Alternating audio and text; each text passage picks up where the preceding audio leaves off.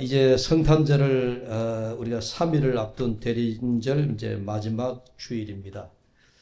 아기 예수님이 나신 곳이 오늘 보니까 베들레헴 작은 마을이다라고 하는 그런 말씀을 오늘 성경에 나타나고 있는데, 이 구약에서는 그 하나님 그 메시아를 이스라엘에 보내겠다라고 하는 이런 그 예언의 말씀이 구약 성경에 여러 군데 나타나는데, 오늘 아침에 본 이 미가서 5장의 이 말씀이 그 가운데 바로 베들레헴에 우리가 기다리던 메시아가 올 것이다 라고 하는 그런 예언의 말씀을 주신 구절이 오늘 이 본문의 말씀입니다.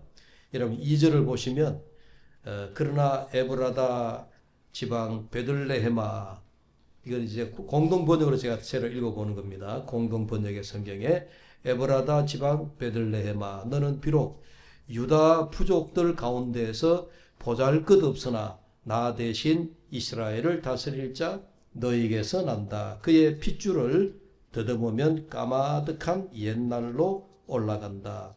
여러분 우리 개역 성경하고 이 공동 번역에서 새롭게 번역한 이 성경을 이렇게 대조해 보면 여러분 이제 오늘 요런 차이점이 있습니다. 유다 베들레헴을 향해서 우리 개역 성경에는 작은 마을 베들레헴이다 이렇게 표현을 하는데, 이 공동 번역에는 작은 마을이라 작다라고 하는 이 말씀을 어떻게 번역을 했느냐, 보잘것없는 것이다 이렇게 이제 베들레헴을 그렇게 번역을 하고 있습니다. 그래서 작다라고 하는 것과 보잘것없다라고 하는 거에 보면은 이렇게 다른 용어 같은데, 그러나 히브리 성경에 이 작은 베들레헴을 가리켜서 작은 고을이다, 작은 마을이다, 작다라고 하는 이 그 원어에 더 가까운 말씀은 비록 보잘것없으나 라고 하는 그런 말씀으로도 번역을 할 수 있다 하는 그런 이야기입니다. 그러니까 작든지, 여러분 작으면 우리가 별로 눈여겨보지 않잖아요, 그죠? 사람들이 다 크고 위대하고 놀라운 것을 우리가 좋아하는데, 베들레헴은 작은 마을이다 이렇게 성경에 그렇게 강조를 하고 있습니다. 그런데 여러분 우리가 아는 바와 같이 이 베들레헴이라고 하는 것이 지금은 우리가 베들레헴 그러면 모르는 사람이 없습니다. 지금은 유명하게 되어졌어요.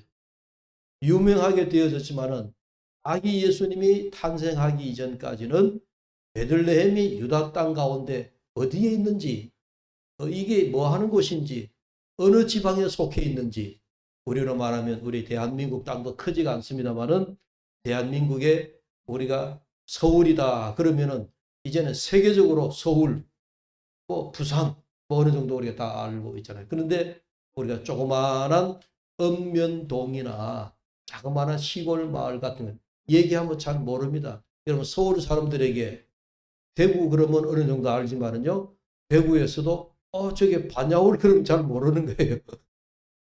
다 지방으로 여기고 그게 어디 붙어 있나? 이 정도로 이제 좀 우리가 지방을 그렇게 우리가 좀 무시당하는 느낌이 있는데, 이 베들레헴이라고 하는 것도 알려지지 않은 작은 마을이다 하는 것을 성경에서 말씀을 하고 있습니다. 여러분 제가 방금 말씀드렸지만 사람은요 크고 도시라 하더라도 큰 도시, 또 어떤 우리가 일을 할 때도 작은 일보다는 우리가 큰 일들, 그런 것들을 우리가 많이 선호하는 편입니다. 그래서 사람들이 보통 큰 곳이나 유명한 곳에서 거기에서 어떤 뭐 역사적인 일이랄까요? 그런 일들을 우리가 많이 기대합니다. 특히 우리가 좀 유명한 인물들, 영향력 있는 인물들, 이런 인물들을 통해서 큰 변화가 일어나기를 기대하고 있습니다. 그러나 실제로 큰 도시나 혹은 큰 어떤 건물, 그런 건물에 우리가 어떤 의미를 두거나 그런 어떤 큰 도시를 통해서 어떤 역사적인 그런 일들을 우리가 많이 기대하고 있는 일반 사람이라면은 우리가 보통 그렇게 사업을 하더라도 우리가 큰 도시에 나가서 사업을 한다. 그래서 옛날 우리 속담에 사람은 나면 어디로 보내라고요? 서울로 보내고 말은 제주도로 보낸다. 그래서 지금도 서울과 수도권에 우리나라의 젊은이들 또 기업들 다 집중되어 있다. 이걸 지방으로 분산시키려고 하는 그런 일들도 있었습니다. 부산에 가면 우리가 동백섬이라고 하는 그 영도 쪽에 가면은 우리가 유명한 하나의 섬이 있습니다. 거기 가면은 이제 내년에 경주에서 에이펙 정상회의가 개최된다 하고 지난번에 발표를 했는데 여러분 벌써 20년 전에 2005년도에 20년이 됐습니다. 부산에 이 동백섬을 중심으로 해서 그게 에이펙 정상회담이 했던 적이 있습니다. 그래서 부산에 가면 그때 정상회담 하기 위해서 지었던 에이펙 건물이 하나의 이제 관광지처럼 되어가지고요. 부산의 바다를 흔히 내다보면 아주 좋은 전망에다가 그렇게 에이펙 정상회담을 했던 곳이 있습니다. 주변에 이제 아주 한 바퀴 돌면 1시간 정도 이렇게 걸을 수 있는 그런 관광지를 만들어 가지고 많은 사람들이 찾아오는 그런 관광지가 되어졌죠. 이처럼 이제 어떤 세계 정상회의 같은 것도 하고 나면은요, 그 도시가 그 지역이 하나의 관광지가 되는 거예요. 내년에 경주에서 한다 그러니 경주는 이미 우리가 세계적으로도 유명한 고대 도시로 알려져 있는데 이제 에이펙 정상회담을 하고 나면 경주가 세계에서 더 알려지겠죠. 이처럼 여러분 우리 세상에서는 참 이렇게 뭘 하나 모여도 큰 도시, 이름 있는 도시, 유명한 도시 이렇게 찾아가면서 열리게 되어집니다. 그런데 사람들의 생각과는 달리 우리 하나님께서는 종종 알려지지도 않은 곳, 작은 곳, 보잘것없는 곳 그런 곳에서 일하시고 계시더라는 그런 것을 오늘 아침에 생각하게 되었습니다. 자, 이 아기 예수님 메시아가 예루살렘 유대 땅에 오실 때 우리가 그 당시에 뭐랄까요? 유대 나라의 그 나라 안팎의 상황이 매우 힘들고 어려웠다 하는 것을 우리가 잘 우리가 알고 있죠. 그러니까 예수님이 오실 때 아기 예수로 이 땅에 오셨을 때 유대 나라의 상황이 여러분 그들이 정치적으로 보면은 로마의 식민지로 있었고 또 오늘 우리 구약의 이런 예언의 말씀이 나올 때는 이스라엘 백성들이 포로 가운데 오랫동안 포로 생활에 지쳐가지고 백성들의 생활은 피폐되어질 대로 피폐되어지고 그들이 희망을 바라볼래 희망을 볼 수 없는 그런 암울한 그런 그 상황 속에 있다 하는 것을 우리가 늘 염두에 둬야 돼요. 그래야 우리가 대림절에 예수님의 오심을 그렇게 사모하며 기다려 왜 이렇게 기다려야 되느냐? 그 간절히 기다리는 그 간절함 왜 그런 마음을 먹어야 되느냐라고 하는 것은요. 사람은 절실하지 않으면 우리가 느낄 수가 없는 거예요. 여러분 그렇잖아요. 가난한 사람에게는 그 가난이 나에게 얼마나 절실히 가난이 느껴지느냐. 그래야 그 가난에서 벗어나려고 하는 몸부림을 치게 되어지죠. 사랑에 목마른 사람은 그 사랑에 대한 간절함이 있어야 그 절실함이 있어야 뭔가 내가 사랑을 해야 되겠다 생기게 되어지잖아요. 여러분 마찬가지 영적으로도 우리 신앙적으로도 여러분들에게 절실함이 여러분이 느껴져야 돼요. 내가 마음속에 말씀에 대한 절실함이 있게 되어지고 기도나 또 영적으로 내가 하나님에 대한 절실함이 있어야 우리가 성령을 간구하게 되어지는 거예요. 네. 오늘 이스라엘 백성들이 그들이 메시아를 기다릴 때에 그런 그 시대의 어떤 상황이나 정치적인 상황이나 그들의 삶의 모습이나 이런 것들이 메시아를 기다리게 하는 아주 절실한 상황이었다. 마치 오늘날 우리나라 상황을 보면 우리가 지금 정치적 리스크 때문에 국민들이 좀 혼란 가운데 있죠. 어제도 여러분 뉴스 보셨지만은 광화문이 반으로 쫙 나뉘어져 가지고 한쪽에서는 탄핵하고 한쪽에는 탄핵 반대하고 여러분 나라가 반쪽 쫙 갈라진 것처럼 예? 한 지역 광화문에서 한쪽에는 탄핵, 한쪽에는 탄핵 반대 이런 데모가 서울에서 여러분 주말마다 지금 열리고 있는 그런 정치적인 상황에 우리나라가 놓여 있습니다. 불안하죠, 국민들이. 이게 뭐 얼마나 불안한지 모릅니다. 그런데 그런 생각을 갖다가 제가 그래도 우리나라가요, 여러분 탄핵 정국이라고 하는 이런 국민들의 불안한 상황에 오늘 말씀을 가만히 생각하니까 이스라엘 백성들이 그때 그들이 놓여있던 정치적인 상황에 비하면 우리나라는 그래도 하나님이 참 은혜롭다. 그래도 이만한 상황, 이런 상황에 우리는 이런 탄핵이라고 하는 이런 걸 몇 번 경험을 했잖아요. 우리 근대 사회에서 노무현 대통령 시절에 또 한번 탄핵을 했지만은 기각이 됐고 또 우리가 가장 최근에는 박근혜 대통령이 탄핵을 당해가지고 대통령을 파면한다. 뉴스에 예? 생중계를 하면서 그런 선언을 할 때 그때 우리도 충격을 입어가지고 그러다 보니 이제 좀 충격이 몇 번 오다 보니까 탄핵해도 우리들 마음속에 첫 번째 탄핵이라는 얘기 나올 때만큼 그렇게 충격적이진 않는데 어쨌든 우리 국민들이 조금 면역력이 생긴 것 같습니다. 그런데요. 그런 생각을 갖다 보니까 우리나라가 지금의 일제시대보다는 낫지 않느냐 그런 생각이 들더라고요. 그렇잖아요. 일제시대 때는 나라를 빼앗기고 여러분 우리가 마음대로 할 수도 없는 그런 그 강압적인 그런 일제강점기 때를 생각하면 지금 감사하다. 또 여러분 6.25 때를 생각해 보십시오. 우리는 6.25 세대가 아니지만은 연세 80이 넘으신 우리 장원의 권사님들 같은 경우는 다 6.25 세대, 6.25를 경험했던 세계들. 그런 세대들은 그 전쟁의 참혹한 현실 속에서도 여러분 살아가 여기까지 왔잖아요. 그렇게 생각하면 우리나라가 지금 비록 탄핵 정국이라고 하는 대통령 탄핵 정국을 맞아서 불안하게 지금 우리가 결론을 바라보고 있지만은 그래도 우리가 견딜만하다. 백성들이 기도하면서 나가야 되겠다 하는 그런 생각을 갖게 되어집니다. 그러니까 제가 드리는 말씀은 지금 우리나라 상황을 너무 절망적으로 생각하지 말고 일제 때를 생각하고 6.25 때를 생각하면 그래도 우리나라가 이만큼 우리가 충격을 흡수할 수 있는 그런 모든 백성들의 마음의 준비가 되어 있다라고 하기 때문에 우리가 희망을 잃지 말자 하는 그런 이야기입니다. 할렐루야. 여러분 우리가 지금 겪는 정치적 불안정을 생각하면서 당시 이스라엘 백성들의 마음, 그들의 아픔이 얼마나 컸던가라고 하는 것을 생각하면서 그들이 하나님의 약속의 말씀인 메시아를 그들이 어떤 절실함을 가지고 기다려 왔는가 하는 것을 한번 헤아려 보자라고 하는 그런 말씀이죠.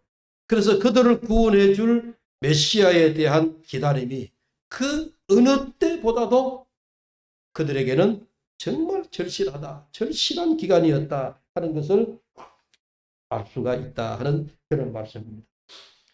그런 우리가 본문의 말씀, 유대 백성들, 이스라엘 백성들의 그 당시의 상황을 생각하면서 여러분 다시 한번 2절 본문을 보십시오. 작은 땅 베들레헴아. 예? 제가 아까 말씀드렸지 공동 번역에서는 이 작은 땅을 보잘것없는 베들레헴아라고 그렇게 번역을 했다라고 했는데 여러분 그렇습니다. 메시아 예수 그리스도 오시기까지는 베들레헴이라고 하는 것이 작고 보잘것없는 한 시골, 이름도 알려지지 않는 무명의 아주 작은 시골이더라 하는 그런 이야기. 사람들이 보기에 유다의 작고 보잘것없는 그런 마을에 불과했던 베들레헴. 그런데 구약의 선지자가 이미 이 베들레헴을 말씀을 하면서 베들레헴 에브라다야 너는 유다 족속 중에서 작을지라도 이스라엘을 다스릴 자가 내게서 나올 것이라 라고 하는 이 말씀. 사람들이 관심도 기울여 주지 아니하고 사람들에게 알려지지도 않았던 그런 무명의 한 작은 마을을 일찍이 하나님께서 그 마을에서 이스라엘을 다스릴 수 있는 다윗의 후손에서 이새의 한 줄기에서 세상에 나서 하나님의 구원의 백성들을 이끌 메시아가 올 것이다 하는 것을 여기서 벌써 하나님이 말씀을 하고 계시더라고 하는 얘기입니다. 그래서 여러분, 하나님은 종종 우리가 생각하는 것과는 전혀 다르게 우리가 상상하지도 못했던 그 곳에서 하나님께서는 일을 만들고 계시다. 하나님께서 준비하고 계시다. 하나님이 예비하고 계시다. 베들레헴이라고 하는 곳이 아기 예수의 태어나심을 알리는 그런 축복의 장소가 될 줄을 누가 감히 상상을 했겠느냐 하는 이야기입니다.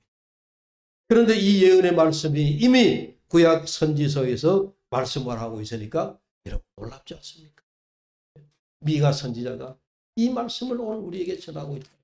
당시 구약 시대의 백성들에게 이 말씀을 전하고 있다라고 하는 것이 정말 놀라운 일입니다. 여러분, 하나님은 우리가 예상하지 못하고 상상하지 못했던 곳에서 하나님의 일을 예비하고 준비하시는 분인 줄을 믿으시기를 바랍니다. 베들레헴이라고 하는 그 이름, 여러분 이미 잘 아시지만 그 이름은 떡집이다. 떡집 아시죠? 베들레헴, 이 말을 우리말로 풀이하면 떡집이라고 하는 그런 의미를 가진 말입니다. 저는 베들레헴이 떡집이다라고 할 때에 그 베들레헴, 하나님께서 유대 땅에 많은 마을이 있고 많은 무명의 어떤 그런 그 시골 마을 도시도 있지만은 하나님이 하필이면은 떡집이라고 하는 의미를 가진 베들레헴에 예수가 오게 하신, 탄생하게 하신 그 일은 이게 하나님의 신비한 일이 아니에요. 여러분 보십시오. 예수님이 이 땅에 오셔서 요한복음 6장 38절에서 뭐라고 말씀하셨는가 하니 예수께서 이르시되 나는 생명의 떡이니 내게 오는 자는 결코 줄이지 아니할 터이요. 예수님이 이 땅에 오셔서 당신을 가르쳤어. 생명의 떡이다. 주님이 생명의 떡이다 그래요. 그런 처럼 예수님이 나실 곳도 떡집을 상징하는 베들레헴이더라. 그러니까 여러분 보십시오. 예수님이 우리에게 생명을 주시기 위하여 오신 분이 아니에요. 우리가 떡이라고 하는 것은 이 떡의 개념은 양식이잖아요. 지금은 우리가 빵을 많이 먹지만 그래도 우리 교회에 오면 우리가 늘 행사 때마다 우리가 교우들에게 떡을 많이 나눠줘서 이게 떡이라고 하는 것이 우리의 개념이에요. 배고픈 자에게 한 끼의 양식은요, 우리의 목숨을 이어가게 하는 생명인 겁니다. 이런 배고픈 자에게 예수님이 내가 생명의 떡이다 라고 하는 이 말씀은 바로 예수님이 우리에게 목숨을 이어가게 하는 생명이시다고 하는 말씀. 이걸 보세요. 미가 선지자가 예수님이 오시는 곳을 베들레헴이라고 하는 곳을 지정을 해서 떡집에서 장차 우리에게 영생을 주실, 우리에게 목숨과 생명을 이어가게 할 생명 되시는 예수 그리스도가 이 베들레헴에 오실 것이다. 이게 얼마나 놀라운 이렇게 생명의 왕이 오시니 이 땅이 생명의 땅이 되는 것이 분명한 일이었습니다. 여러분, 이 일은 영원 전부터 위대하신 하나님의 경륜과 지혜로 시작된 구원의 선물이었습니다.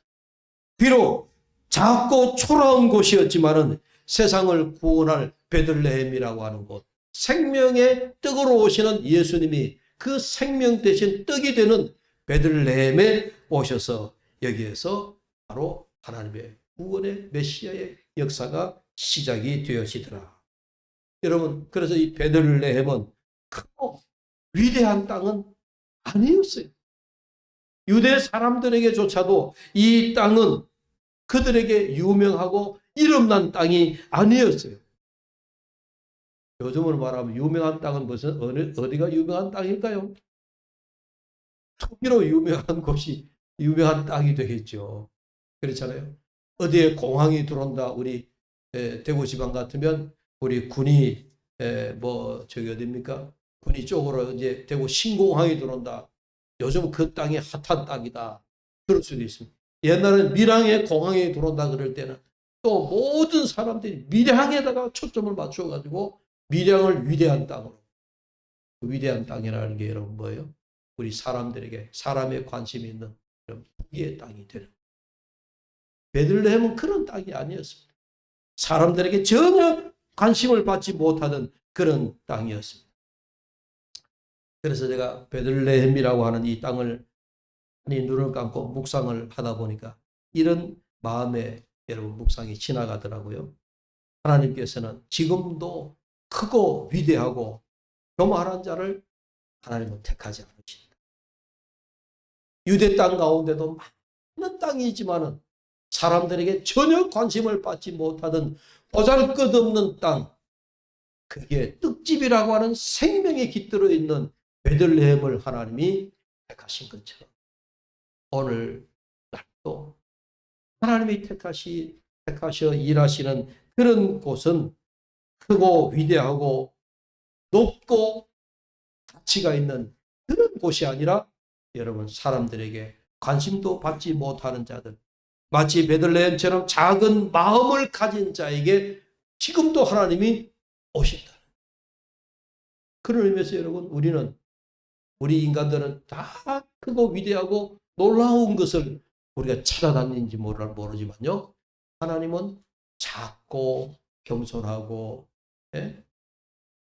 예수님을 마음에 담을 수 있는 그런 마음을 가진 자에게 하나님이 오시는 줄로 믿습니다. 베들레헴의 주님이 그렇게 오신 거예요. 오늘의 베들레헴이 어떤 곳이겠어요?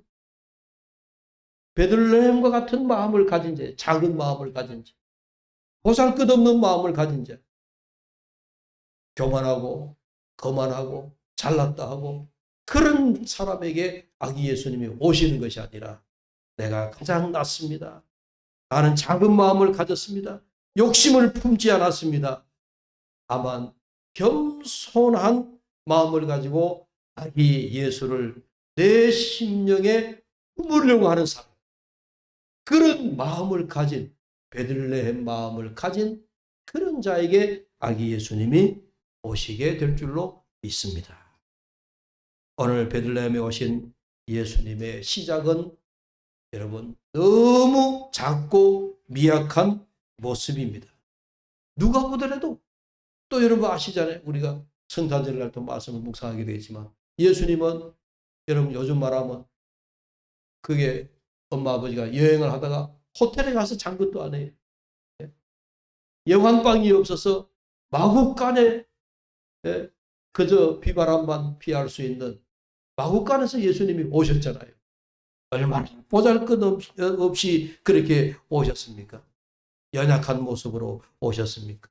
금방이라도 바람 불면 끄질 것 같은 연약한 모습으로 오셨습니다.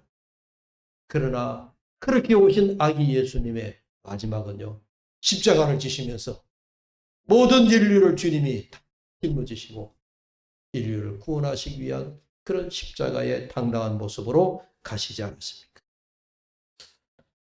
오늘 그런 아기 예수님이 우리에게 작은 곳에서 우리의 왕으로 오신 분이시다. 오늘 결론의 말씀을 드리겠습니다. 여러분, 이렇게 작은 곳에 오신 예수님이 우리의 왕으로 오셨다. 그런데 왕으로 오셨는데 어떤 왕으로 왔느냐? 여러분 오늘 5절의 말씀을 보십시오. 오늘 말씀 5절에 보면 이 사람은 평강이 될 것이라 그랬습니다. 평강이 될 것이라. 예수님이 이 땅에 평강의 왕으로 오실 것을 이 말씀에서 우리에게 보여주고 있습니다. 예. 요한은 이렇게 말씀합니다. 이것을 너희에게 이르는 것은 너희로 내 앞에 평안을 누리게 하려 함이라. 세상에서는 너희가 환난을 당하나 담대하라. 내가 세상을 이겼노라. 예수님이 우리에게 평강의 왕으로 오셨다라고 하는 것을 이 요한복음에서도 말씀을 하고 있습니다. 미가 선지자가 베들레헴 작은 마을 마구간에서 오실 그 메시아 아기 예수가 우리에게 평강을 주기 위하여 오실 왕이라고 하는 것을 우리에게 예언으로 말씀해 주고 있거든요. 그래서 주님이 이 땅에 오셔서 우리에게 평안을 너희에게 끼치노라. 이렇게 보십시오. 구약의 예언의 말씀이 신약에 와서 하나도 틀리는 게 없습니다. 평강으로 오시는 왕이, 그분이 이 땅에 오셔서 우리에게 내가 너에게 평강을 전하여 주노라. 내가 주는 이 평강은 세상이 빼앗아가지 못한다. 여러분, 이 평강은, 주님이 주시는 이 평강이 우리에게 임하면, 여러분, 세상이 요동해도, 요즘같이 이렇게 세상이 어지러워도 여러분, 우리가 거기에 마음을 빼앗기지 않는다는 얘기예요. 왜? 이미 평강의 예수님이 내 마음에 와 계시니 우리 주변의 환경이 아무리 요동쳐도 거기에 우리의 마음이 흔들리지 않는다는 거예요. 네. 여러분, 이런 평강을 주시는 예수님, 그 예수님이 여러분 심령에 이번 대림절을 통하여, 성탄절을 통하여 주시는 이 평강을 여러분 느낄 수 있기를 바랍니다. 평강의 주님이 우리에게 계시지 않으면요, 세상이 조금만 흔들려도 내가 거기에 마음이 빼앗겨버려. 내 마음이 흔들린다. 마치 평강의 뿌리가 내 삶에 완전히 뿌리가 내려 있는 것처럼, 뿌리가 든든하면 바람이 세게 불어도 나무가 흔들리지 않잖아요. 우리의 뿌리가 평강의 뿌리로 든든해지기를 축복합니다. 그러면 우리가 좀 더 잘 살게 되든지, 좀 우리가 못 살게 되든지, 아니면 내 건강이 좀 못하든지, 여러분, 그런 환경 때문에 우리가 평강이 살아나지 않는다는 거예요. 왜? 주님의 평강이 내 마음에 자리를 잡고 있는, 내가 평강의 주님을 바라보고 있으면 내 주변 상황이 변해도 전혀 요동하지 않습니다. 이런 평강의 은혜가, 이 평강의 왕이 주시는 평강의 복을 우리가 누리게 되기를 주의 이름으로 축복합니다. 오늘 우리의 모습, 여러분 사시는 모습이 위대하지 않음으로 인하여서 여러분 마음에 위축되지 마십시오. 내 사는 모습이 왜 이러냐, 여러분 소심해하지 마십시오. 다른 사람을 보니까 훨씬 나보다 더 잘 되어 있는 것 같고, 다른 사람 보니까 전부 다 성공한 것 같고 위대해 보이는 것 같고, 여러분 그런 곳에 우리가 현혹되지 말고, 그런 곳에 우리의 마음을 빼앗기지 않으셔야 됩니다. 내 모습이 위대하지 않다라고 해서 위축되지도 말고, 내 부족함에 소심하지도 말고, 지극히 나의 작은 모습 전혀 문제가 될 거 없습니다. 왜? 예수님은 이 작은 마을 베들레헴에 오셨기 때문에. 작은 베들레헴과 같은 내 마음 속에 예수님이 오시기 때문에, 예수님이 오셔서 내 마음에 주님이 주시는 평강의 복을 내가 받기 때문에 전혀 흔들리지 마. 오히려 내 연약함을 하나님 앞에 어떻게 해야 될까요? 바울 사도의 말씀처럼 내가 연약함으로 하나님 앞에 나아가, 내가 자랑할 것은 내 연약함밖에 없다. 여러분, 참 역설적인 말씀이지만 강하기 때문에 하나님을 잃어버릴 수는 있어도요, 연약하다고 하는 것 때문에 내 연약함으로 하나님 앞에 고백하여 나가면 우리는 하나님을 잃어버리지 않습니다. 내 연약함이 오히려 하나님이 나를 붙드심이 된다. 이제 우리가 4주 동안의 대림절을 우리가 지켜봤습니다. 얼마나 절실함으로 주님을 사모하면서 우리가 기다려왔습니다.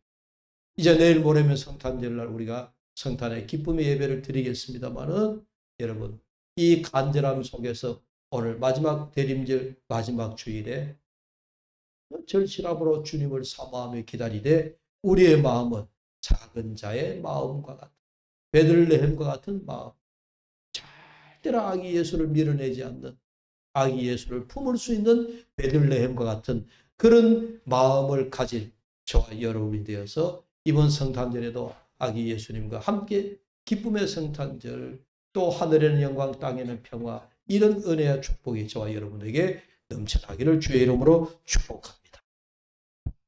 하나님 아버지 감사합니다. 대림절 마지막 주일에 이 작은 땅에 오신 왕이라 내 마음 속에, 내가 놀라운 사람도 아니요, 위대한 사람도 아니요, 훌륭한 사람도 아니요, 나는 아무것도 아니로되 정말 바울 사도의 고백처럼 나는 그저 바람 불면 흔들릴까, 불이 꺼질까, 연약하기 짝이 없는 우리들이지만, 그러나 주님, 내 마음 속에 아기 예수님을 품는다면 바로 이 마음이 주님이 오신 베들레헴 마을입니다. 오늘 이 마음을 품을 수 있는 사랑하는 우리 모든 교우들 되게 하여 주시옵소서. 예수님의 이름으로 기도하옵나이다. 아멘.